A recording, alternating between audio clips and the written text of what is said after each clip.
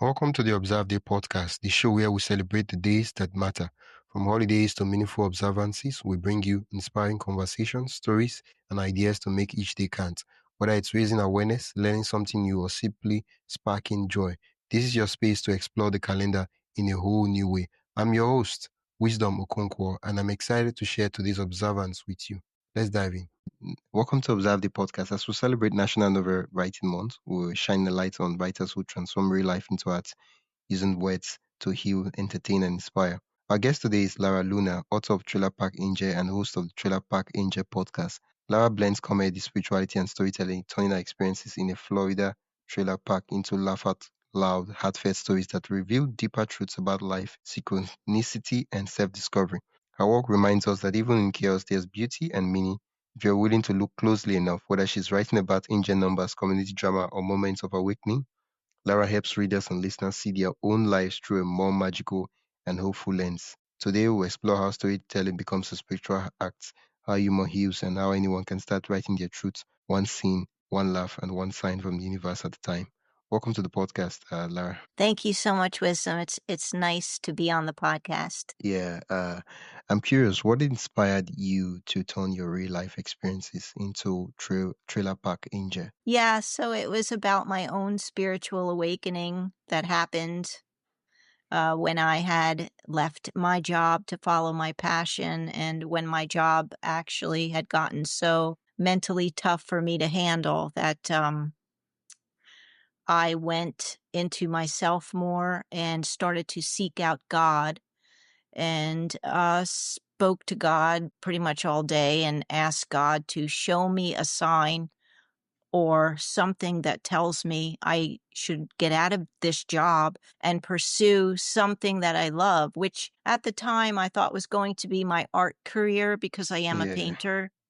yeah, And it just turned out that I sat down one day and started writing about my experiences living in a mobile home park, having the job as a mobile home agent and selling homes for 9 years, and all the things that happened to me. And then I started seeing angel numbers, and that was the beginning of my awakening. And I am now a whole different person, but I started the book to share with other people that they could too change their lives for the better, like I did, like yeah, just to tell people and let them know that they don't have to settle for suffering. They don't have to be in a life where they're afraid every day or thinking about what other people think about them. yeah. You know, whatever somebody else thinks about you, you know what? It's none of our business. Let them think what It's they want to. yeah, That it's their has nothing opinion. to do with us. Yeah, Yeah. exactly. So I really did the book to share my experience and to almost, it's like a call out to find my people that are more like me that might have had experiences like this too. And I always have had a calling to help people. I just didn't know how I was going to do that. I'm not Yeah. a doctor. I don't work in an ambulance.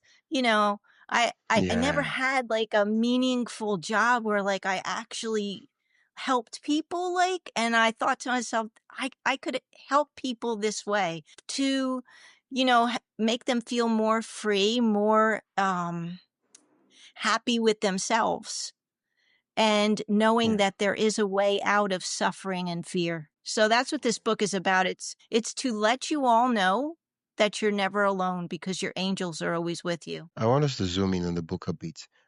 Was there a specific moment when you realized that storytelling, humor could be a healing force for you and others? Because well, what you just told us is how you got into the journey that you eventually wrote about. I'm curious, when did you realize that you should turn this into the book because doing that will be helpful for you and for others? I sat, at my desk for a very long time. And my first book was very mechanical. It's a small little ebook. That's where I first started. And I wanted to make it about angel numbers because of my experience with seeing numbers and finding out that they were actual messages.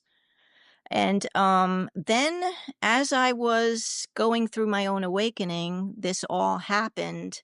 And it just all kind of came to me as an idea all at once.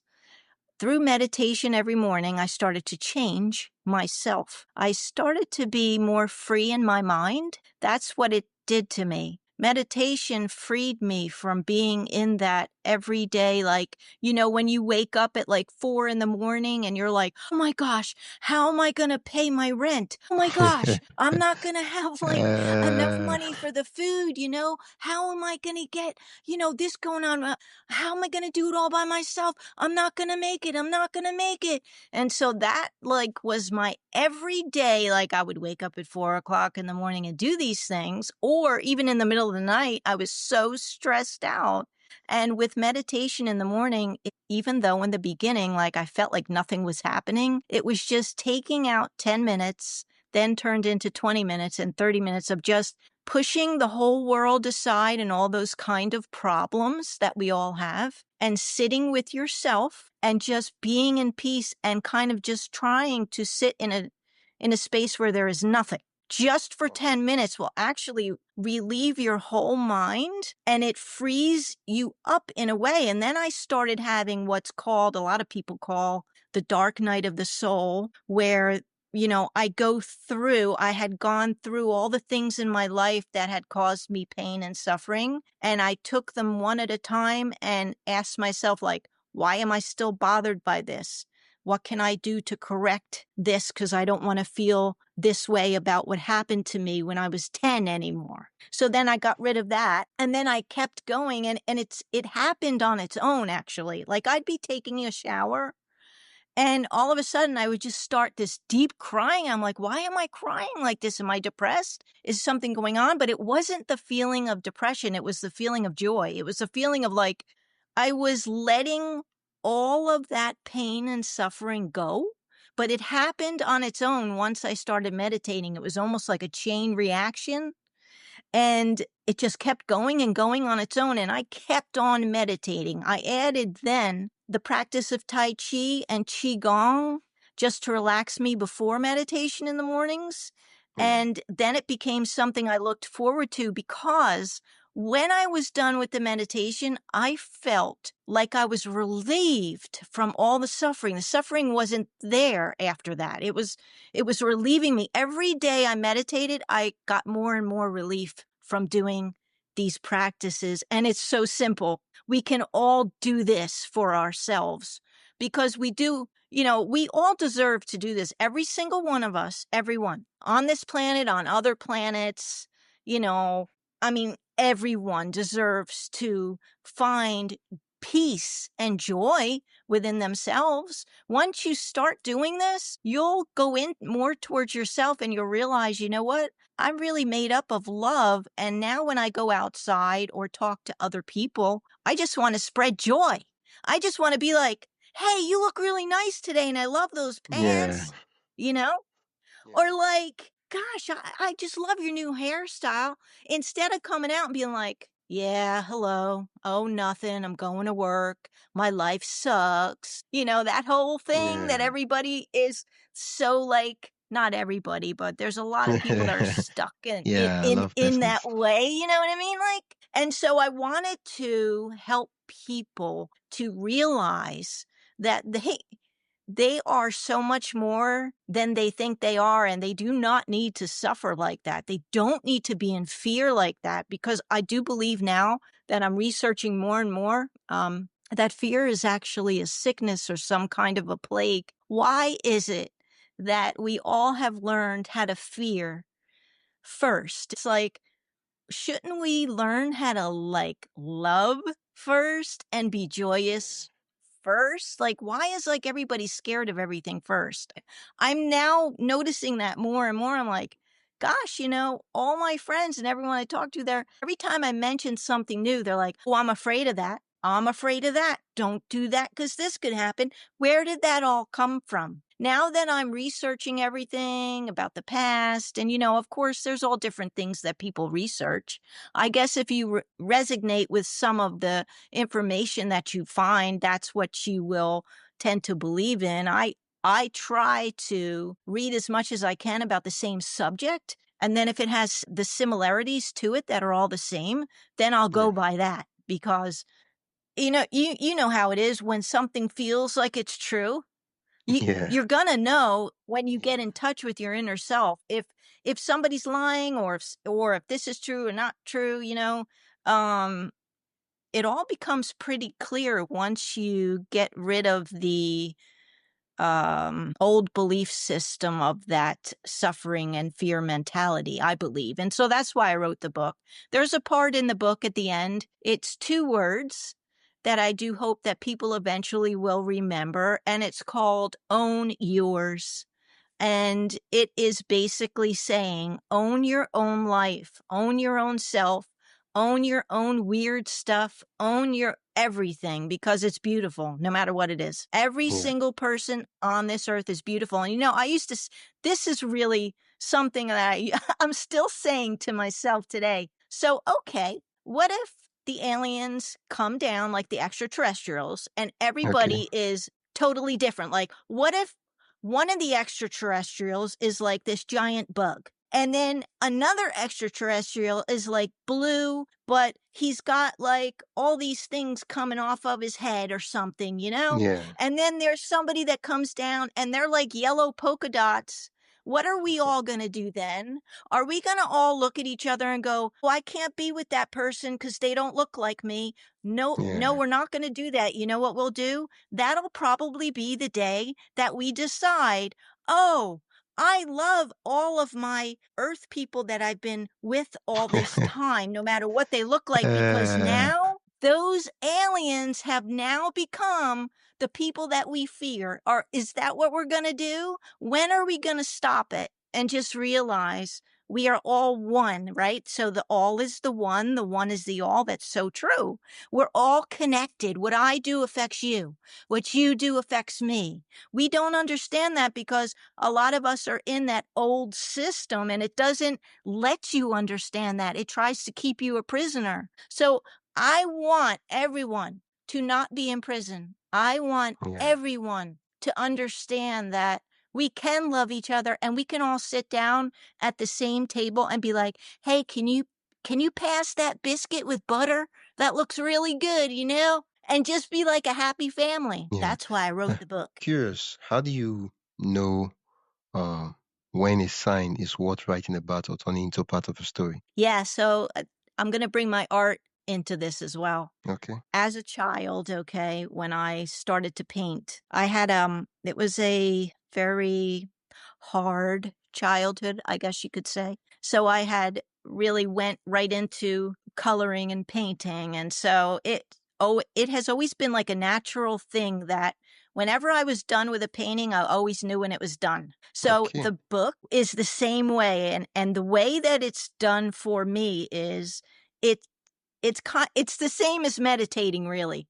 When I meditate, I turn off all of this physical stuff here, and I'm just in the state of, like, in my mind, or I guess you could. Before we dive deeper, I'd love to invite you to join the Observe Day newsletter. Every week, I send you highlights of upcoming observances, creative ways to celebrate, and behind the scenes extras from the shows. It's the perfect way to stay inspired and never miss a meaningful moment. Sign up today at observeday.com/join. That is observeday.com/join. Now, let's get back to the conversation. Say like a third eye. And that's the same way that when I wrote the book, I knew when it was done. I knew when each chapter was finished. I just knew. I just let it flow on its own and I let my inner higher self do it. And then I Yeah. named myself Lara Luna because that's really who I am now. And so we all live in the now. And yeah, so I just try to operate everything I do now through my higher self. And I say every morning, I give permission for my soul to take over my ego and for my higher self to take the wheel. And I try to not do everything from the ego anymore. I know we need the ego for survival mechanisms here on earth, but I try to think of things and create things. Actually, I don't have to try, it just happens with my soul Yeah. and my higher self is where this all comes from. If Yeah. I know this makes sense to you, I don't have to Yeah. ask you. Yeah. How do you handle, you're someone who, you have, how do I explain this now? You're lively. You're yeah, I don't want to say alive because everybody's alive, but you're lively. You bring this energy when you're around people, and you laugh about things, and find the humor in everyday things. How do you handle heavy topics or emotional truths while keeping your tone light and engaging? Yeah, so that's a good question. Um, it's so easy for me. It just is something natural that comes to me. It did not come to me before when I was stuck in that other life. It's coming to me so very easily now that I can pull humor and joy and love out of any situation. For example, I did have some people that were mean to me, just even outside. They might just always have a bad day or whatever was going on in their life that they would take it out on me. That would bother me in the past for weeks to months. Now, when it happens, I am able, and I believe this is through working on myself and through the meditation. I am able to actually come home and say, okay, now why, Lara, why do you think that that person did that? I wonder what they must be going through. And then I can now transmute anything negative into positive. It's Yeah. a beautiful gift that your higher self and your soul actually gives to you. You are all able to do this. You just have to find out how to do it, and how to do it is to work on yourself and go inside yourself by taking time for just you and meditating, and then you will know exactly how to do this. It will come to you. Yeah, That's what happened to me. at the before we start the episode, you told me that the book is a memoir, Yeah. which is also a creative work because it's not non-fiction. It's a creative non-fiction. What advice would you give to? Because November is National Novel Writing Month, so even though it's novel writing month, it also encompasses every form of creative writing. It's just a month where people get to really focus on writing and putting out the story out there. What advice would you give to a lot of people who dream of writing but never start? Mhm. Yeah. Yeah, and it's the same thing, that same advice I would give to someone that wants to start drawing too, is the same thing with writing the book. It's kind of even feels the same to me. I would just get your little notebook. I would probably buy a notebook of my favorite color. Then I would buy a pen of my favorite color. To me, it's like purple or like a turquoise blue ink, because that Okay. makes writing fun, number one. Number two, Yeah. I want to pick up the notebook because I love that color, right? Yeah. So that's how I did it at first. I actually did do that. I'm like, I'm going to get a gel pen. I'm going to get a really cool purple notebook. And then I was laying in bed one night when the whole day was over, and I'm like, I'm just going to start writing some ideas down. And then you start with that one page in your notebook, and you will write down whatever ideas that come to your head. Try not to think too much about it. Write down something that you love, something that you're passionate about, because what you're passionate about, I might not be passionate about. Everyone, I believe, has their own passion, their own something that they truly love. Maybe you haven't told anyone about it yet. I know that most of my friends that are snowbirds that just arrived like yesterday down here in Florida, they're like, where are all the paintings at? I mean, when are we going to go to the show? I'm like, I don't have any paintings. They're like, how do you not have paintings? What have you been doing? And I'm like, well, I've been writing. They're like, what? Like, that's Wow. crazy, right? Yeah. So, Yeah. yeah, so there's been a lot of actual people that had said to me in the beginning, they're like, oh, everybody writes books, but they never get them published. Oh, it goes back again to that whole belief system of the Yeah. negativity. But Yeah. instead of that, you know what you do? You just take it as something joyous. Do you really want to write? If you do, take your cute little notebook, or if you're a guy, your really cool ass notebook that looks like, I don't know, like a warrior or something, Ah, right? And your yeah, really cool pen, and then you're just going to start writing down whatever you love, right? Just write down your passion. What do you love? What do you want to do? Like, what is your dream? How about that? Do you like to yeah, travel? Write down, oh, yeah, you know what? I like to travel. I would love to go to Paris. Okay, well, write it down. Or, no, I've always dreamed about being a zookeeper. I want to write about animals. I'm going to write about lions. yeah. Okay, then start writing about lions, because after a while, it'll just come together on its own. But remember to take time out for yourself. Take that quiet time out for yourself, because it'll help you to write. It'll help you to connect with your inner self, and then your inner self will come out and help you write that book. That's what happened with me. Well, you talked about negativity and all that. Yeah. How can we writers use that personal chaos, family work, past trauma as foil, as a launch pad to write beautiful stories and works of art instead of fear? Yeah. So, I mean, if you are a person that is in fear, or if you are a person that does experience a lot of negativity, I think get another book where you write all that down. Then you can kind of go through it and be like, why do I feel fear about this? And, or this negative person said this about me, or how come I can't get myself out of thinking negative? Start writing it down, because it actually helps you.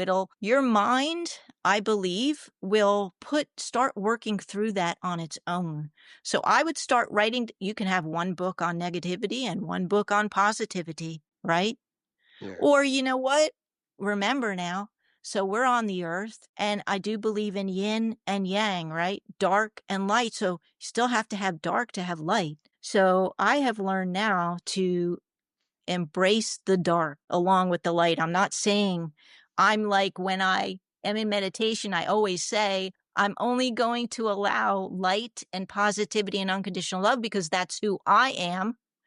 Um, but you can also not be so afraid of like the gray area, I would write it down and I would work through it and try to transmute anything that's negative into a positive somehow. Find something about that negative that, why did it come into your life? It came into my life to help me. Without that negative, guess what? I wouldn't be here right now. If all this stuff in my childhood didn't happen to me, I wouldn't be here right now. So a lot of the negative probably happened for a reason. I don't know, but you got to work through it anyway, because if it's really bad, you're still going to have to work through it. If not, it's going to eat you up inside, and it's not going to be good for your health. So yeah, I think that, trying to do that on your own. When I was 11 years old, my mom took me to a psychologist, because I could not wrap my mind around why people were at war with each other. And I was afraid to go outside. I was yeah, afraid to go into large groups of people. I couldn't speak. I would yeah. stutter. And I had gone to a psychologist for 2 years. Wow. There were so many things that, of course, happened to all of us. But then I am now, gosh, how old am I? I'm getting so old. I'm 58 years old. So I would say for 56 years, I held on to everything that's happened to me in my whole life. I've held on to everything that I could possibly remember that was terrible. And I kept it with me for 56 years. But Oh, through the meditation and through the awakening, I took every little piece of it and I said, it's going to be really uncomfortable for me to think of this particular situation of what happened to me when I was 11, but I have to. In order for me to make more room for joy, you have to get rid of the suffering and the pain. yeah, So if you can take one little thing at a time, I know it's going to be hard, and it's very hard to do. But once you start doing this, you take one thing and you go through it in your mind, and then you can transmute it and say, okay, well, I'm okay with that now. I can push that away. and I can now put more joy into myself. And then you might be and that's what happened to me. That's why I was crying all the time. And I couldn't figure out why. It was because my mind couldn't take it anymore. I had to let it go. And that's what we all have to do. We have to find ways to do it. So maybe somebody else might say, oh, well, I don't do it that way. I get on a horse and I ride my horse and then that takes it away. Okay, everybody will probably have a different way to do this. This is just me saying to all of you, I'm not saying, exactly, but I'm saying this is what worked for me.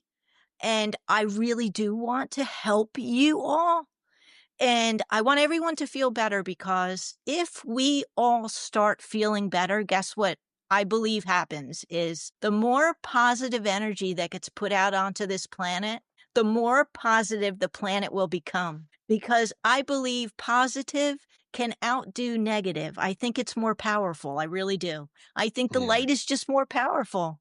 And I believe we can all help each other. Just even if it's a tiny thing, like let's say, so this happens to me, like in Florida, of course, because we have a lot of older folks here. There was a man that had fallen in the middle of the road and no one got out to help him.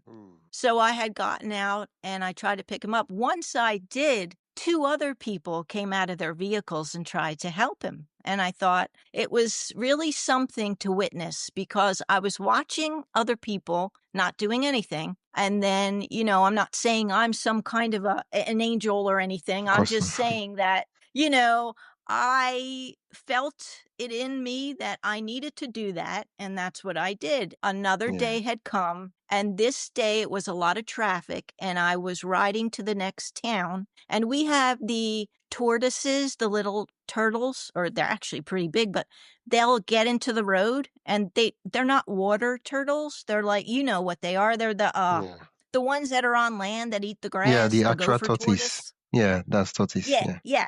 Yeah. And there was one right in the middle of the road. And I thought, okay, this is kind of the same situation. Is anyone going to get out? No. So I put my truck in the middle of the road and I got out to help the turtle. But what happened after that was pretty miraculous. There was a lady that actually put her car to stop the traffic coming in. So after I got out, actually started a chain reaction to then people realized, hey, there's somebody doing something good. Guess what? I'm going to do something good too. And it formed a chain reaction to goodness. And then I picked up the turtle, and I've never picked up a turtle before like that. And when I was holding him, his little foot like kicked on one of my fingers. And I was like, oh no, oh my gosh, wait, turtle, wait. And I ran all the way to the side of the road. I took him way into into the woods. And I was like, run, buddy, run. And then when I came out, I noticed there were now 7 cars and everybody was out of their car saying, is he okay? Is he gonna be all right? And I'm like, you see, it's like it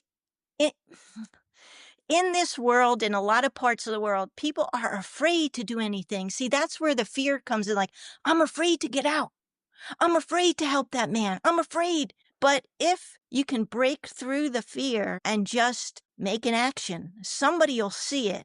And then that'll kick the good into them because there's got to be good in all of us. It's got to be. I mean, we're all made of God and God is good, right? Yeah. Thank you so much, Lara. Where can listeners learn more about the work you do, get your book, and also listen to your podcast and listen to some of these amazing stories? Well, I'm glad that you think that they're amazing.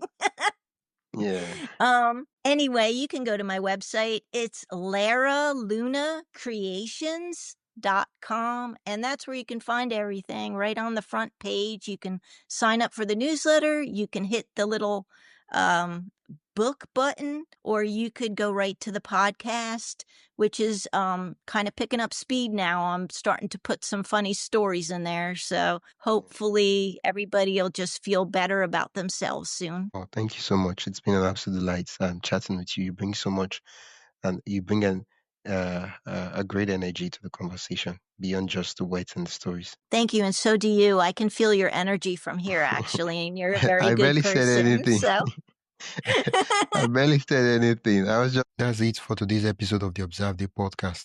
Thank you for spending your time with us as we explore today's observance. If you enjoyed this episode, be sure to subscribe wherever you listen to podcasts and share it with a friend who'd love to celebrate life's special days too. Don't forget to join the newsletter at observeday.com/join for more observance stories, tips, and updates. Until next time, keep finding meaning in every day.